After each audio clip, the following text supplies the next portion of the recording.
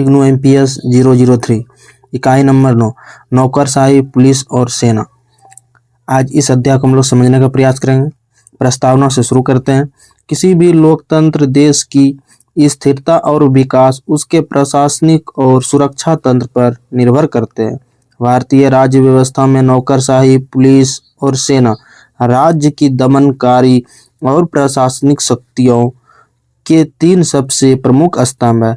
आज़ादी के बाद भारत ने औपनिवेशिक काल के प्रशासनिक ढांचे को ही कुछ बदलावों के साथ अपनाया। लोकतंत्र में इन तीनों अंगों का मुख्य उद्देश्य कानून का शासन स्थापित करना और देश की संप्रभुता की रक्षा करना है। लेकिन समय के साथ इनकी भूमिका और जवाबदेही को लेकर कई गंभीर बहसें छिड़ी।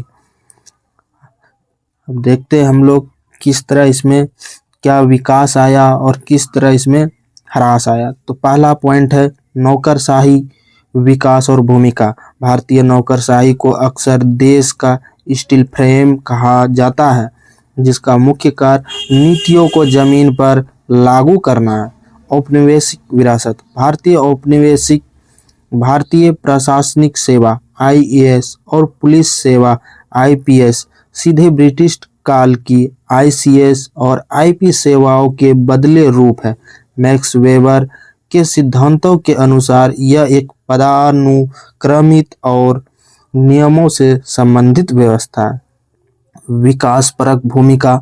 आज़ादी के बाद नेहरूवादी मॉडल के तहत नौकरशाही को केवल टैक्स वसूलने या शांति व्यवस्था बनाए रखने का काम नहीं मिला, बल्कि देश के आर्थिक सामाजिक विकास, गरीबी उन्मूलन और पंचवर्षीय योजनाओं का लागू करने की मुख्य जिम्मेदारी दी गई। चुनौती और आलोचना। लाल फीताशाही। नियमों में अत्यधिक उलझे होने के कारण निर्णयों में देरी होना। प्रतिबद्ध नौकरशाही। 1970 के दशक में विशेषकर इंदिरा गांधी के दौरान नौकरशाही का राजनीतिकरण शुरू हुआ, जहां अधिकारियों को निष्पक्षता खत्म होने लगी और वे सत्तारूढ़ दल के प्रति वफादार होने लगे।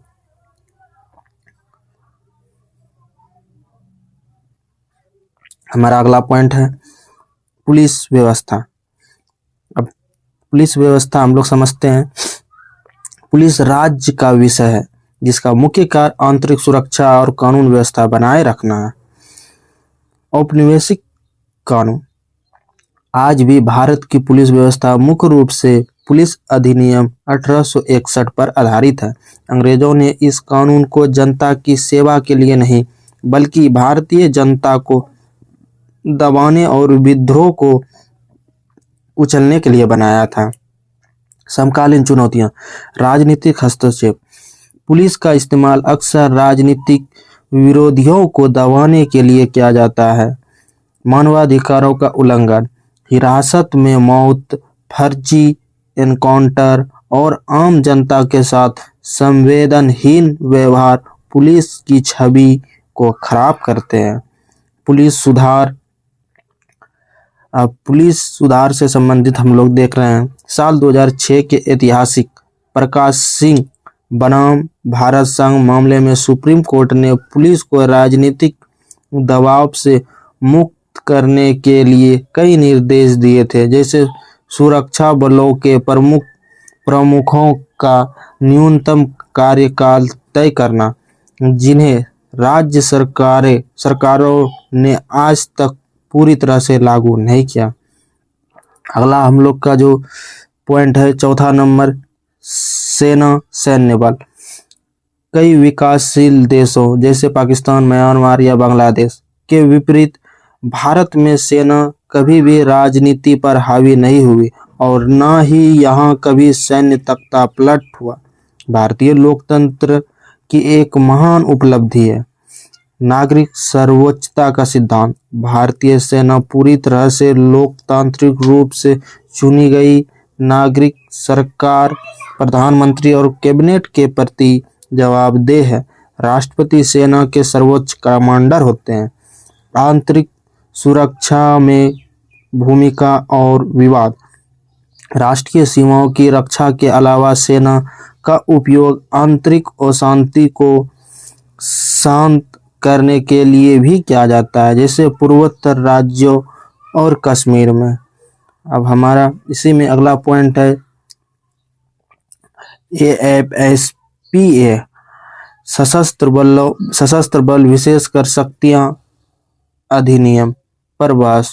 उग्रवाद प्रभावित क्षेत्रों में सेना को विशेष अधिकार देने वाला कानून। जो आसपा है, हमेशा से नागरिक समाज और मानवाधिकार संगठनों के बीच तीखी बहस का मुद्दा रहा है, क्योंकि इस पर मानवाधिकार के हनन के आरोप लगते हैं।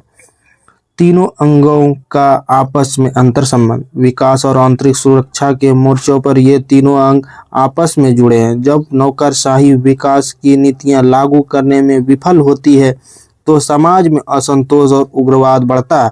इस उग्रवाद से निपटने के लिए पहले पुलिस और स्थिति बिगड़ने पर सेना की मदद लेनी पड़ती है। इसलिए कानून और व्यवस्था को बनाए रखने के लिए इन तीनों के बीच समन्वय बहुत जरूरी है। अब हमारा लास्ट और अंतिम पॉइंट है निष्कर्ष। नौकरशाही पुलिस और सेना भारत की संप्रभुता और एकता को बनाए रखने में रीढ़ की हड्डी की तरह है। हालांकि एक परिपक्व लोकतंत्र में इन संस्थाओं का जनता के प्रति संवेदनशील और पारदर्शी होना अनिवार्य है। ब्रिटिश काल के क्रूर या सामंती रवैये को छोड़कर इन्हें पूरी तरह लोकतांत्रिक मूल्यों और मानवाधिकारों के प्रति प्रतिबद्ध होना होगा, तभी भारत एक सच्चे लोक कल्याणकारी राज्य की ओर बढ़ पाएगा। तो इस प्रकार हम लोग इस अध्याय को समझने का प्रयास किए कि किस तरह सेना, पुलिस और नौकरशाही जो है तीनों के द्वारा देश की सुरक्षा एवं तीनों के समन्वय से देश को आगे बढ़ाया जा सकेगा। धन्यवाद। मिलते हैं नेक्स्ट अध्याय में।